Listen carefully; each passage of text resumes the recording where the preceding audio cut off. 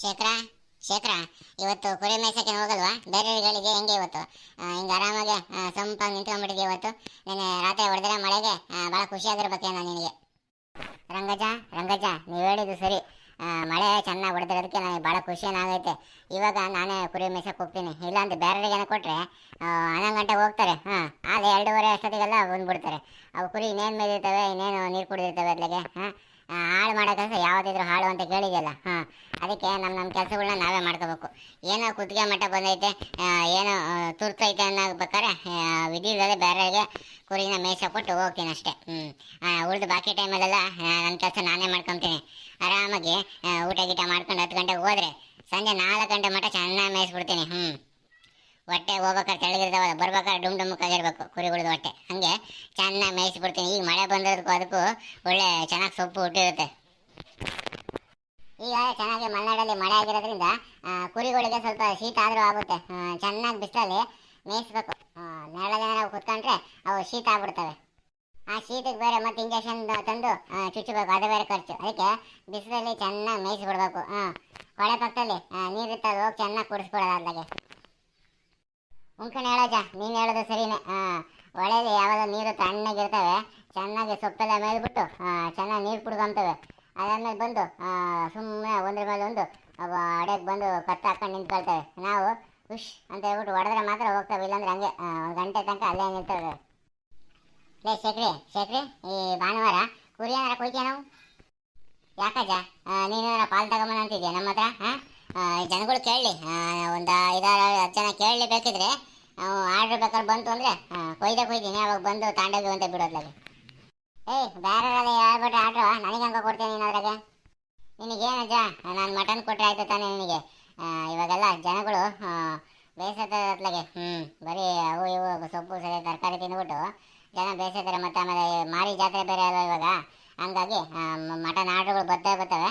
ಆವಾಗ ನಾನು ನಿನ್ನ ಮಟನ್ನು ಕೊಯ್ದುಬಿಟ್ಟು ಕೊಡ್ತೀನಿ. ಹೇಳು, ಎಷ್ಟು ಕೆ ಜಿ ಬೇಕು? 3 kg ಬೇಕಾ, 4 kg ಬೇಕಾ? ನಮ್ಮನೇಲಿ ನಾನು, ನಮ್ಮ ಕರಿಯಪ್ಪ, ನಮ್ಮ ಅಜ್ಜಿ, ಆಮೇಲೆ ನಮ್ಮ ಅಮ್ಮಗ, ನಮ್ಮ ಸೊಸೆ, ಇಷ್ಟು ಜನ ಇರೋದ್ರಿಂದ ಹೋಗ್ಲಿ ಒಂದು 2 kg ಬೇಡ, ಒಂದು 3 kg ಕೊಟ್ಬಿಡತ್ಲಾಗೆ. ಯಾಕಂದರೆ ಯಾರಿಗೂ ತೊಂದರೆ ಆಗೋದು ಬೇಡ. ಆಮೇಲೆ ಬಂದವರಿಗೂ 1-2 ಪೀಸ್ ಹಾಕಿ ಊಟ ಮಾಡ್ಕೊಂಡು ಹೋಗ್ರಿ ಅಂತ ಹೇಳೋಕೆ ಬೇಕತ್ಲಾಗೆ. ಒಂದು 3 kg ಇದ್ರೆ ಸಾಕತ್ಲಾಗೆ. 2-3 ಊಟ ಮಾಡ್ತಾರೆ. ನಾನೇನು ಜಾಸ್ತಿ ತಿನ್ನಲ್ಲ, ಒಂದು 3-4 ಪೀಸ್ ತಿಂದರೆ ಸುಸ್ತಾಗ್ಬಿಡ್ತೀನಿ. ಉಳಿದೆ ಕುಕ್ಕಂಡು ಊಟ ಮಾಡ್ತೀನಿ ನಾನು. ನನಗೆ ಮುದ್ದೆ ಅಂತಂದರೆ ಭಾಳ ಇಷ್ಟ. ಮಟನ್ ಸಾರಿಗೆ ಮುದ್ದೆ ಮತ್ತು ಚಪಾತಿ ಅಂತಂದರೆ ಭಾಳ ಚೆನ್ನಾಗಿ ಊಟ ಮಾಡಿಬಿಡ್ತೀನಿ. ಪೀಸಿಗಿಂತ ಆ ಶೇರ್ವ ಇರ್ತದ, ಶೇರ್ವ ಅಂತಂದರೆ ನನಗೆ ತುಂಬ ಇಷ್ಟ. ನೀನು ಸರಿಯಾದ ಕಣಜ, ನೀನು ಸರಿಯಾದ ನೀನು. ಪೀಸ್ ಇಷ್ಟ ಇಲ್ಲ ಅಂತ ಹೇಳ್ಬಿಟ್ಟು, ಇಷ್ಟ ಇಲ್ಲ ಅಂತ ಹೇಳ್ಬಿಟ್ಟು ಆಳೆ ಒಂದು 1/4 kg ಬಂದಿತ್ತೆ, ಸುಮ್ಮನೆ ಇರತ್ತ ನೀನು. ಇಲ್ಲಪ್ಪ, ನಾನು ಯಾಕಂಗೆ ಬರಲಿ? ನಾನು 2-3 ಪೀಸ್ ತಿನ್ನೋಷ್ಟೊತ್ತಿಗೆ ಸುಸ್ತು. ನಾನು ಹೇಳಿದಲ್ಲ, ಮುದ್ದೆ ಚಪಾತಿ ಅಂತಂದರೆ 2 ಮುದ್ದೆ ಊಟ ಮಾಡಿಬಿಡ್ತೀನಿ ಹೆಸರಲ್ಲಿ. ಆಯ್ತು, ಏನಾರ ಮಾಡ್ಕೊಳಪ್ಪ. ಈ ಭಾನುವಾರ ಕೊಯ್ಯೋಕೆ ಅಂತ ಹೇಳ್ಬಿಟ್ಟು ಒಂದು 2-3 ಆರ್ಡ್ರ್ ಇದ್ದಾವೆ. ಹಂಗಾಗಿ ನಿಂದು ಒಂದು ಸೇರಿಸಿದ್ರೆ ಒಂದು 20 kg ಬರೋದು ಒಂದು ಕುರಿ ಐತೆ, ಕೊಯ್ದು ಬಿಡ್ತೀನಿ. ಹಾಗಳಪ್ಪ ಸಾಹೇಬ್ರು. ಏನ್ರಿ ಸಾಹೇಬ್ರೆ, ಹೆಂಡತಿ ಮಕ್ಳು ಕರ್ಕೊಂಡೆಲ್ಲ ಹೊಂಟ್ರಿ? ಕಣ್ರು ಶೇಖರದಪ್ಪ. ನಮ್ಮದು ತಿಂಗಳಂದು ಗಟ್ಟಲೆ ಚೆನ್ನಾಗಿ ದುಡ್ದು ಹೊರಗಡೆ ಟೌನ್ದು ಎಲ್ಲ ಹೋಗೇ ಇಲ್ಲ. ಹಂಗಾಗಿ ಒಂಚೂರು ಟೌನ್ಗೆ ಕೆಲಸ ಇದೆ, ಹಂಗಾಗಿ ಹೋಗಿ ಬರ್ತೇನೆ. ನಮ್ಮದು ಎಲ್ಲಿ ಹೋದರೂ ನಮ್ಮದು ಮನೆಯವ್ರದ್ದು ಇದ್ರಲ್ಲ, ನಸೀಮ್ ಬೇಗಂದು ಕರ್ಕೊಂಡು ಹೋಗಿ ಬರ್ತಾರೆ. ಹೋಗಿ ಒಂದು ಸಿನಿಮಾಗೆ ನೋಡ್ಕೊಂಡು ಒಳ್ಳೆ ಫ್ರೆಶ್ಗೆ ಊಟ ಮಾಡ್ಕೊಂಡು ಹಾಯಾಗಿ ಐಸ್ ಕ್ರೀಮು ಜ್ಯೂಸು ಕುಡ್ಕೊಂಡು ಬರ್ತಾರೆ ನಮ್ಮದು. ಸಾಹೇಬ್ರೆ, ನಿಮ್ಮದೇ ಕಣ್ರಿ ಬೆಸ್ಟು ಅಂತಂದರೆ. ನಿಮ್ಮದೇ ಕಣ್ರಿ ಬೆಸ್ಟು. ತಿಂಗಳಂಗಟ್ಲೆ ದುಡಿತೀರಾ, ಹಿಂಗೋಗಿ ಒಂದು ದಿವಸ ಎಂಜಾಯ್ ಮಾಡ್ಕೊಂಬರ್ತೀರ. ನಾವು ಹಂಗಲ್ಲ, ಕುರಿಯೋರು ವರ್ಷಿಡಿ ಮೇಯ್ತಾನೆ ಇರಬೇಕು. ಒಂದು ದಿವಸ ರಜಾ ಅನ್ನೋದು ಆರಾಮೋದು ಇರ್ದಂಗೆ ಸುಮ್ಮನೆ ಕೆಲಸ ಮಾಡ್ತಾನೆ ಇರಬೇಕು. ಕುರಿಗಳು ಹುಷಾರಿಲ್ಲ ಅಂತಂದರೆ ಔಷಧಿ ಹಾಕಬೇಕು. 6 ತಿಂಗಳಿಗೆ ಒಂದ್ಸರಿ ಇಂಜೆಕ್ಷನ್ ಕೊಡಬೇಕು. ಆಮೇಲೆ ಇನ್ನೇನಪ್ಪ ಅಂತಂದರೆ ಮುಸ್ರೆ ಕೊಡಬೇಕು, ಹುಲ್ಲು ಹಾಕಬೇಕು, ನೀರು ಕುಡಿಸ್ಬೇಕು. ಒಂದ್ರ ಮೇಲೆ ಒಂದು ಕೆಲಸ. ಕುರಿ ಮರಿಗಿರಿ ಆಗ್ತು ಅಂತಂದ್ರೆ ಭಾಳ ಜವಾಬ್ದಾರಿಯಿಂದ ನೋಡ್ಕೋಬೇಕು. ಹೌದುಗೆ, ಮತ್ತೆ ನಿಮ್ಮದು ಅಷ್ಟು ಚೆನ್ನಾಗಿ ನೋಡ್ಕೊಂಡಿದ್ದಕ್ಕೆ ತಾನೇ ವರ್ಷಕ್ಕೆ 5-10 ಲಕ್ಷ ಲಾಭಗೆ ತೆಗಿತಾರೆ ನೀವು. ನಿಮ್ಮದು ಸಂಬಳ ಅಂತದಂತೂ ಬೇಡ. ಕುರಿದು ಮಟನ್ಗೆ ಹೋದರೆ ಮರಿದು ಹಾಕಿದ್ರೆ ಅದೇಗೆ ಲಾಭ ಅಲ್ವಾ? ನಿಮ್ಮದು ಜೀವನಗೆ ತುಂಬ ಚೆನ್ನಾಗೇ ಇರ್ತದೆ. ನಮ್ಮದು ಹಂಗಲ್ಲ, ಕೋಳಿಗೆ ತರಬೇಕು, ಕೋಳಿಗೆ ಕಟ್ಟಿಗೆ ಮಾಡಬೇಕು, ಜನದು ಕರೆದಿ ನಮ್ಮದು ಮಟನ್ಗೆ ಹೇಳಬೇಕು. ಚಿಕನ್ದು ಶಾಪು ನಮ್ಮದು ಒಂದೇ ಇರೋದು. ಹಂಗಾಗಿ ದೇವ್ರದ್ದು ಅಲ್ಲ, ನಮ್ಮದು ಚೆನ್ನಾಗೇ ಇಟ್ಟಿದ್ದಾರೆ. ನಮ್ಮದು ಮನೆಯವರು ಸಂತೆಗೆ ತರಕಾರಿಗೆ ವ್ಯಾಪಾರಗೆ ಮಾಡ್ಕೊಂಡು ಬರ್ತಾರ, ಅವ್ರದ್ದುಗೆ ಸಹಾಯ ಆಗ್ತದೆ. ಹೌದು ಶೇಖರ್ದು ಅಣ್ಣ, ರಂಗು ಅಜ್ಜ, ನಮ್ದು ಸಂತೆಗೆ ತರಕಾರಿಗೆ ವ್ಯಾಪಾರಿಗೆ ಮಾಡ್ತಾರೆ. ನಮ್ದು ಚಿಕನ್ದು ಅಂಗಡಿ ಇದೆಯಾ, ಎಲ್ಲ ನಮ್ದು ಚೆನ್ನಾಗೇ ಇಟ್ಟಿದ್ದಾರೆ. ಹಿಂಗೆ ತಿಂಗಳೊಂದು ಗಟ್ಟಲೆ ಚೆನ್ನಾಗಿ ದುಡ್ದು ಒಂದು ದಿವಸ ಟೌನ್ಗೆ ಹೋಗಿ ಬರ್ತಾರೆ. ಚೆನ್ನಾಗಿ ಊಟಗೆ ಮಾಡ್ಕೊಂಡು ಐಸ್ ಕ್ರೀಮ್ಗೆ ಜ್ಯೂಸ್ಗೆ ಕುಡ್ಕೊಂಡು ಟೌನ್ಗೆ ಸುತ್ತಾಡ್ಕೊಂಡು ಸಾಧ್ಯ ಆಯ್ತು ಅಂತಂದ್ರೆ ಒಂದು ಸಿನಿಮಾಗೆ ನೋಡ್ಕೊಂಡು ಬರ್ತಾರೆ. ನಿಮ್ದು ಪುಟ್ಟಂದು ಅಜ್ಜಿ ಕರ್ಕೊಂಡು ಹೋಗಲ್ವಾ ನೀವು ಟೌನ್ಗೆ? ಅವಳು ಹೋಗ್ತಾಳಮ್ಮ, ಅವಳೇ ಹೋಗ್ತಾಳತ್ಲಾಗೆ. ಅವಳೇನು ಟೌನ್ ಅಂತಂದ್ರೆ ಕುಣಿತಾಳೆ ಹೋಗಕ್ಕೆ. ಇವಾಗಂತೂ ಹೆಂಗ ಕೆಂಚಪ್ಪ ಸುಂದ್ರಮ್ಮರು ದಿನಸಿ ಪದಾರ್ಥದ ಅಂಗಡಿ ಊರಲ್ಲೇ ಮಾಡಿರೋದ್ರಿಂದ ಸ್ವಲ್ಪ ಓಡಾಟ ಕಡಿಮೆ ಆಗೈತೆ. ಮನೆಗೆ ಪಾತ್ರೆ ಪಡಗು ಪ್ಲಾಸ್ಟಿಕ್ ಸಾಮಾನುಗಳು ಅಂತ ತರಬೇಕು ಅಂತಂದ್ರೆ ಟೌನ್ಗೆ ಹೋಗ್ಬಿಡ್ತಾಳೆ. ಸೊಸೆ ಕರ್ಕೊಂಡು ಅತ್ತೆ ಸೊಸೆ ಇಬ್ರು ಹೋಗ್ಬಿಟ್ಟು ಕೊಂಡ್ಕೊಂಡ್ ಬರ್ತಾರೆ. ಅವರು ನಿಮ್ಮಂಗೆ ಅಲ್ಲಿ ಹೋಟ್ಲಿಗೆ ಹೋಗ್ಬಿಟ್ಟು ಮಸಾಲೆ ದೋಸೆನೋ ಸೆಟ್ ದೋಸೆನೋ ಹಿಂಗೆ ಊಟ ಮಾಡ್ಕೊಂಡು ಬರ್ತಾರೆ. ಹಂಗೆ ಬರ್ತಾ ಕೈ ಬಿಸ್ಕೊಂಡ್ ಬರ್ಬಾರ್ದು ಅಂತ ಅಲ್ಲೇ ಬೇಕಾದ್ರೆ ಸಂತೆಗಿಂತ ಮಾಡ್ಕೊಂಡು ವಾರಕ್ಕಾಗಷ್ಟು ತರಕಾರಿ ಹೊತ್ಕೊಂಡು ಹೊಸ ಮನೆ ಗೃಹೋಪಯೋಗಿ ವಸ್ತುಗಳನ್ನ ಕೊಂಡ್ಕೊಂಡು ಬಂದ್ಬಿಡ್ತಾರೆ. ನಾನು ಬಸ್ ಸ್ಟ್ಯಾಂಡ್ಗೆ ಹೋಗಿ ಅವನ್ನೆಲ್ಲ ಹೊತ್ಕೊಂಡ್ಬರ್ಬೇಕು. ಇದು ನನ್ನ ಕೆಲಸ. ಇದ್ಲಾಗೆ ತೋಟದ ಕೆಲಸನೂ ಮಾಡಬೇಕು, ಮನೆಯದು ಸಣ್ಣ ಪುಟ್ಟನ ಕೆಲಸ ಮಾಡ್ಕೊಡ್ತೀನಿ ಅವಳಿಗೆ, ಸಹಾಯ ಆಗಲಿ ಅಂತ ಹೇಳ್ಬಿಟ್ಟು ಹೊತ್ಕೊಂಬರೋದು ಮಾತ್ರ ತಪ್ಪಿದ್ದಲ್ಲ ನನಗೆ. ಬಸ್ ಸ್ಟ್ಯಾಂಡಿಗೆ ಬಂದು ಅವನ್ನೆಲ್ಲ ಹೊತ್ಕೊಂಡು ಹರ ಶಿವ ಅಂತ ನಡ್ಕೊಂಬರ್ಬೇಕು. ಯಾಕೆ ನಿಮ್ಮದು ಮಗ ಕರಿಯಪ್ಪ ಅವರು ಇದಾರಲ್ವಾ, ಅವರು ಬಸ್ ಸ್ಟ್ಯಾಂಡ್ಗೆ ಬಂದು ಅಜ್ಜಿದು ಸಾಮಾನಿಗೆ ಹೊತ್ಕೊಂಬರಲ್ವಾ? ಅವನು ಏನು ಮಾಡ್ತಾನೆ ಗೊತ್ತೇ, ಅವ್ರ ಅಮ್ಮ ಟೌನ್ಗೆ ಹೋಗೋದು ಅಂತ ಗೊತ್ತಾಯ್ತು ಅಂತಂದ್ರೆ ಅವತ್ತು ತೋಟಕ್ಕೆ ಹೋತಾನೆ ಬರೋದೇ ಸಂಜೆ 5:30-6 ಗಂಟೆ ಮಾಡ್ಬಿಡ್ತಾನೆ. ಯಾಕೆ ಹೇಳು? ಬಸ್ ಹಿಡಿದು ಲಗೇಜ್ ಹೊತ್ಕೊಂಬರಕ್ಕೆ ಮೈ ಕೈ ನೋವಾಗುತ್ತಲ್ಲ, ಅದಕ್ಕೆ ಅವ್ನು ಬರೋದೇ ಇಲ್ಲ. ನನಗೆ ಹೇಳ್ಬಿಡ್ತಾನೆ.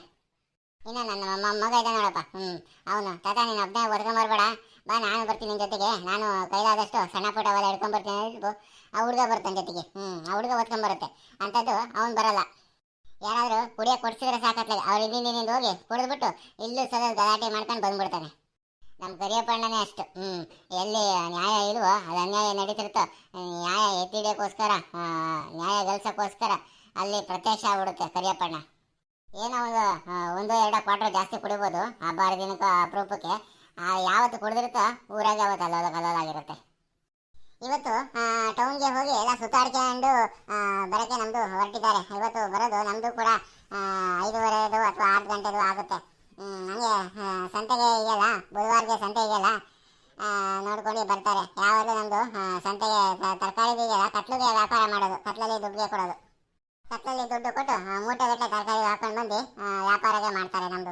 ನಮ್ಮದು ಯಜಮಾನರು ಹೋಗಿ ಕತ್ಲಲ್ಲಿ ದುಡ್ಡು ಕೊಟ್ಟು ತರಕಾರಿದ ಮೂಟೆಗೆ ಹಾಕೊಂಡ್ಬಂದು ನಮಗೆ ಕೊಡ್ತಾರೆ, ನಾವು ವ್ಯಾಪಾರಿಗೆ ಮಾಡ್ತಾರೆ. ಹೇಳ್ರಿ ಸಾಹೇಬ್ರು ಮತ್ತು ನಸೀಂ ಬಾನಮ್ಮ, ನೀವು ಹಿಂಗೆ ಚೆನ್ನಾಗಿರ್ರಿ, ವ್ಯಾಪಾರ ಮಾಡ್ಕೊಂಡು ದುಡ್ಕೊಂಡು ಚೆನ್ನಾಗಿರ್ರಿ.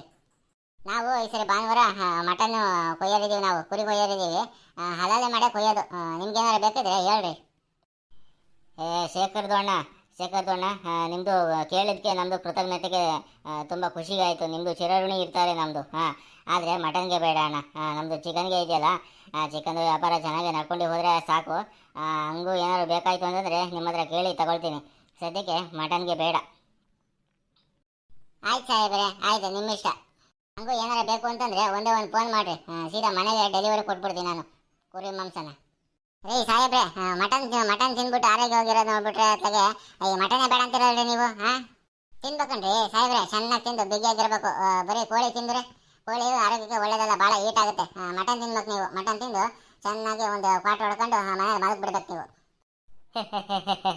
ಬೇಡ ಅದು ರಂಗಜ್ಜ, ನಿಮ್ಮದು ಸುಮ್ಮನೆ ಇರಿ. ನಿಮ್ಮದು ತಮಾಷೆಗೆ ಜೋರಿಗೆ ಮಾಡ್ತಾರೆ, ಬೇಡಪ್ಪ. ಈ ಕ್ವಾರ್ಟರ್ ಗೀಟ್ರದು ಸವಾಸಿಗೆ ಬೇಡ.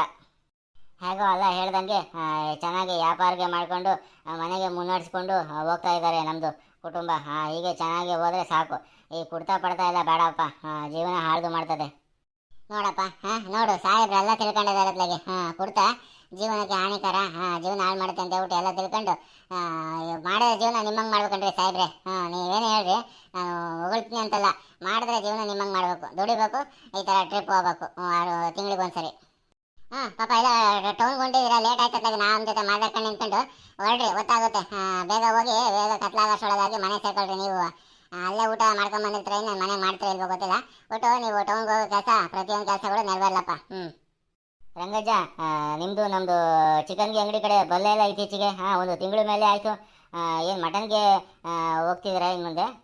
ಮಟನ್ದು ತಂದು ಮನೇಲಿ ಊಟ ಮಾಡ್ತಿದ್ದಾರೆ. ನಮ್ಮದು ಮರ್ತೋಗ್ಬಿಟ್ರಿ ನಿಮ್ಮದು. ಸಾಹೇಬ್ರೆ, ನಾವು ಇವಾಗ ಬಿಸಿಲು ಜಾಸ್ತಿ ಆಗ್ಬಿಟ್ಟೈತಲ್ರಿ, ಹಂಗಾಗಿ ಮಟನ್ನು ಚಿಕನ್ನು ಸುದ್ದಿಗೆ ಹೋಗ್ತಿಲ್ಲ, ಮೊಸರು ಮಜ್ಜಿಗೆ ತಿಳಿ ಸಾರು ಅಂದ್ಕೊಂಡಿದ್ದೀವಿ. ಈಗ ಬೇಸಿಗೆ ಕಳಿಬೇಕು, ಮಳೆಗಾಲ ಸ್ಟಾರ್ಟ್ ಆಗಬೇಕು. ಅವಾಗ ಎಲ್ಲ ಬಂದು ನಿಮ್ಮ ತಗೆ ವ್ಯಾಪಾರ ಜೋರು ಮಾಡ್ತೀವಿ. ಅಲ್ಲಿವರೆಗೂ ನಾವು ಸಮಾಧಾನವಾಗಿರ್ಬೇಕು. ಇಲ್ಲಾಂತಂದ್ರೆ ಬಾಡಿ ಹೀಟ್ ಆಗ್ಬಿಡುತ್ತೆ, ತಗೆ ಹಾಕ್ಬೇಕವಲ್ಲ. ಬಾಡಿ ಹೀಟ್ ಆಗೋಣ, ಮುಗ್ನ ರಕ್ತ ಬರೋಣ, ಇವೆಲ್ಲ ಯಾಕಬೇಕು? ಆಸ್ಪತ್ರೆಗೆ ಹೋಗಿ ದುಡ್ಡು ಕಣ, ಇವೆಲ್ಲ ಬೇಡವೇ ಬೇಡ. ಹಂಗಾಗಿ ಬೇಸಿಗೆಯಲ್ಲಿ ಮಟನ್ ಚಿಕನ್ ಸವಾಸನ ಬೇಡ ಅಂತ ಇದೀವಿ. ಈ ಶೇಖರಪ್ಪರು ಏನೋ ಕುರಿಗೆ ಹೋಯ್ತೀವಿ ಕಣಜ ಭಾನುವಾರ, ಒಂದು 2 kg ತಗೊಂತ ಹೇಳ್ತವ್ರ ಅತ್ತಗೆ. ನನಗೆ ಖುಷಿಗಲ್ಲ, ಮನೆ ಖುಷಿಗೇನೋ ಒಂದು ಸ್ವಲ್ಪ ತಗೊಂಬಣ ಅಂತ ಅಂದ್ಕೊಂಡಿದ್ದೀನಿ. ಯಾವಾಗಲೇನು ತಿನ್ನೋದಲ್ಲ, ಹಂಗಾಗಿ ಸುಮ್ಮನೆ ತಗೊಳ್ಳೋಣ ಅಂತಿದ್ದೀನಿ. ನೀವು ತಲೆ ಕಟ್ಸ್ಕೊಬೇಡ್ರಿ, ಮಳೆಗಾಲ ಬಂದಾದ್ಮೇಲೆ ನಾವೇ ನಿಮ್ಮನ್ನು ಹುಡುಕೊಂಡ್ ಬರ್ತೀವಿ. ನೋಡಿದ್ರಾ? ನಮ್ಮದು ಕಾರ್ಟೂನ್ದು ವಿಡಿಯೋ ಮಲ್ನಾಡ್ ಮಗ ಯೂಟ್ಯೂಬ್ ಚಾನಲ್ ವಿಡಿಯೋ ನಿಮ್ಮದು ಇಷ್ಟ ಆಯಿತು ಅಂತಂದರೆ ಬೇಗನೆ ಸಬ್ಸ್ಕ್ರೈಬ್ ಮಾಡಿ. ವಿಡಿಯೋ ಇಷ್ಟ ಆಯಿತು ಅಂದರೆ ನಿಮಗೆ ಶೇರ್ಗೆ ಮಾಡಿ, ಲೈಕ್ಗೆ ಮಾಡಿ, ಕಮೆಂಟ್ಗೆ ಮಾಡಿ. ಮರಿಬೇಡ್ರಪ್ಪ, ಹೆಣ್ಮಗಳು ನಸೀಂಬಾನು ಅಂತ ಹೇಳ್ಬಿಟ್ರು. ಮರಿಬೇಡ್ರಿ, ಊಟಕ ಮಾಡಬೇಡ್ರಿ. ಮಲ್ನಾಡ್ ಮಗ ಯೂಟ್ಯೂಬ್ ಚಾನಲ್ನ ಆದಷ್ಟು ಬೇಗ ಸಬ್ಸ್ಕ್ರೈಬ್ ಮಾಡಿರಿ. ನಿಮ್ಮ ಸ್ನೇಹಿತರಿಗೆಲ್ಲ ಹೇಳ್ಬಿಟ್ಟು ಸಬ್ಸ್ಕ್ರೈಬ್ ಮಾಡಿಸ್ರಿ.